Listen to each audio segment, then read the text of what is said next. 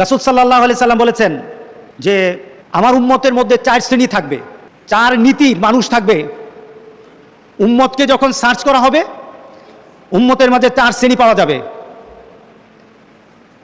সেই বিভাজনটা কি হবে? একটা ব্যক্তি আমল করে যা পাবে, আরেকটা ব্যক্তি আমল না করে তাই পাবে।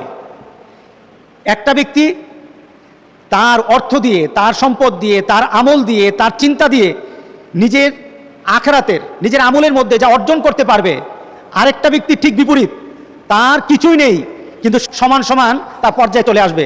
দেখা যাবে একটা লোক তার ইলম এবং অর্থ দিয়ে যা পায়, আরেকটা লোক ইলম এবং অর্থবিহীন তাই পায়, সমান সমান হয়ে যাবে। পেছনে কারণটা কি? পেছনে কারণটা হলো নিয়ত। পেছনে কারণটা কি? আপনার আমাদের নিয়তের কারণে দেখা যাবে পার্থক্য হয়ে যাবে। এই হাদিসটার এত গুণ, এত মান, এত অবস্থান হাদিসটার। এই হাদিস দিয়ে যদি আমি যাচাই করি আমাদের সমাজ, দেখা যাবে 4 শ্রেণী আমাদের সমাজে অনেকে আছে। রাসূল সাল্লাল্লাহু আলাইহি সাল্লাম সেই 4 শ্রেণীর মাঝে প্রথম যে শ্রেণীর কথা বলেছেন, রাসূল বলেছেন ক্বালা ইন্নামাদ দুনিয়া লিআরবাতি নাফার। রাসূল সাল্লাল্লাহু আলাইহি সাল্লাম আমাদেরকে জানালেন, তিরমিজির হাদিস, যে আমাদের সমাজে 4 শ্রেণীর মানুষ আছে। কয় শ্রেণী? 4 শ্রেণী। আদ-দিন রাযাকাহুল্লাহু মালান ওয়া ইলমা।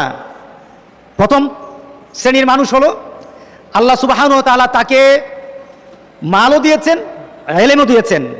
দেখুন কয়টা জিনিস, মাল এবং ইলম, দুটো জিনিস একসাথে তাকে দান করেছেন। ফাহুয়া ইয়াত্তাকি ফিহি রাব্বুহু, সে আল্লাহকে ভয় করে, তার মধ্যে তাকওয়া আছে।